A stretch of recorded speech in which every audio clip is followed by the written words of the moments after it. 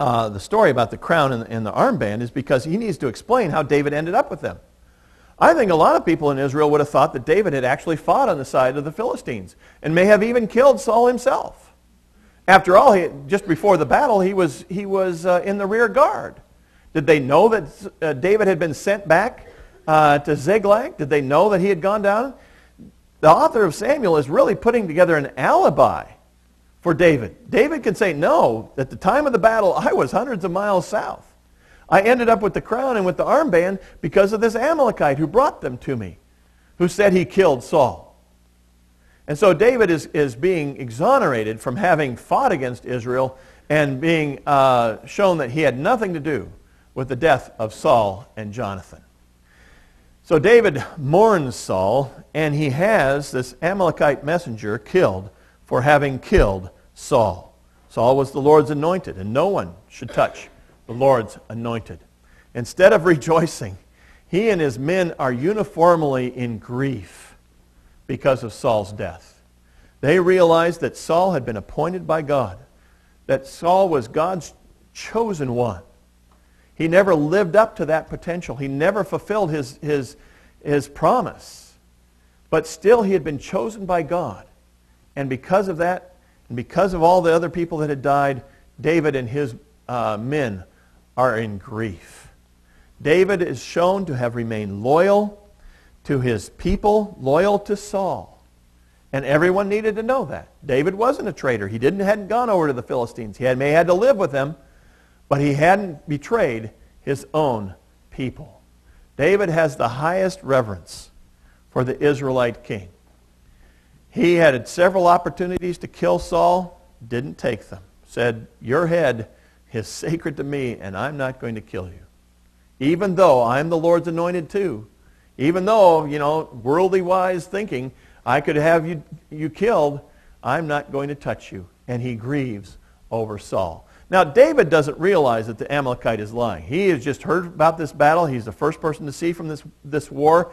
He's got to believe him. But he has him killed because he's confessed to a terrible crime. He's not killed because he's bragging. He's not killed because he lied to King David. He's killed because he confessed to killing Saul. And that's a horrible thing in David's mind. And as the next king, he is in charge of justice in the land. And the just thing to do would be to kill this Amalekite. And he does so.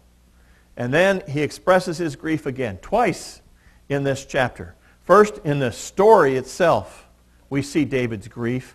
And then in this poem, this song of lament, this song of bitter tears and crying and mourning, he expresses his grief again.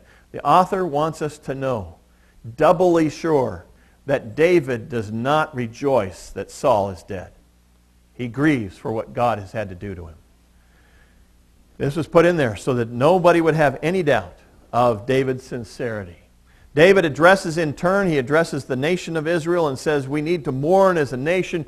He talks about Mount Gilboa and says the place where Saul died should be in grief.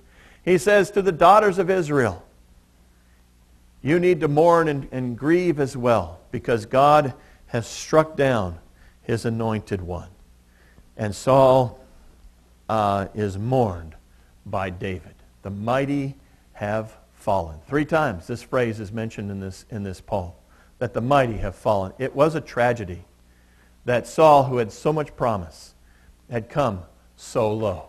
He says, I grieve for you, my brother Jonathan. You were very dear to me. Your love for me was wonderful, more wonderful than that of women.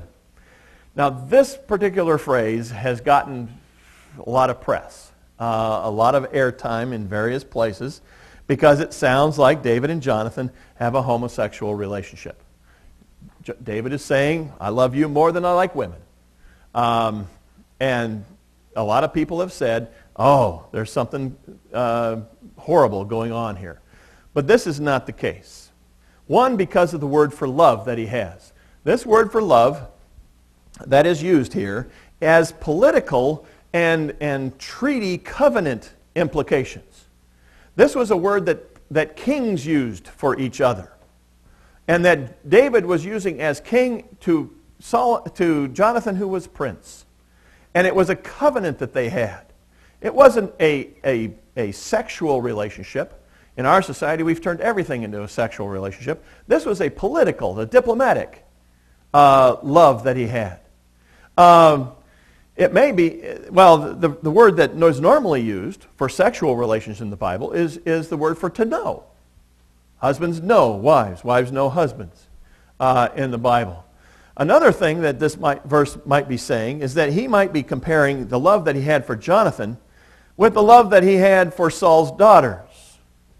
You know, he was promised one of Saul's daughters after he killed Goliath. This was part of the arrangement. You know, if you go out and kill Goliath, I'll give to anybody who kills Goliath, I'll give to one of my daughters in marriage. Well, David had nothing but trouble from that arrangement. But from his arrangement with Jonathan, which blossomed at the same time, he had a tremendous friend. A friend that he could count on. A friend who was going to be loyal to him. Even when at the risk of being disloyal to his dad. And so David may be talking about the fact that his friendship with Jonathan was much more important to him than the wife that he got from Saul at the same time. I think the other thing that we have to consider is that homosexual acts were condemned in the Old Testament and condemned in the New Testament.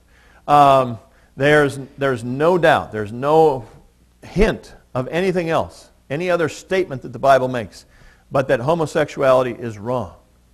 And that for David and Jonathan to have such a relationship and to be openly spread about in this day would have not been accepted at all. David loved Jonathan. It was, the love of a friend for a friend. Love of someone he could count on. Someone who would have his back at all times. A man who would stand up for him. A man who died for him. And that love is hard to find. The way that David was supposed to advance is clear in theory. But it's also full of danger. The Philistines have demonstrated their superiority in the north. They owned the whole valley of Jezreel, which cut the nation in half. And they were in charge. Saul's son, Ishbosheth, wanted to be king. And that happened. King's sons, when the king dies, they all want to be king. This is just the way of the world. And Ishbosheth thought he should be king. I don't know, could we name our kids Ishbosheth? David is a much better name, But it would be hard, so Ishbosheth wanted to be king in Saul's place. And the 10 northern tribes wanted him to be king as well. David is going to need more than uncommon wisdom to become king. He's going to have to conjure up some wisdom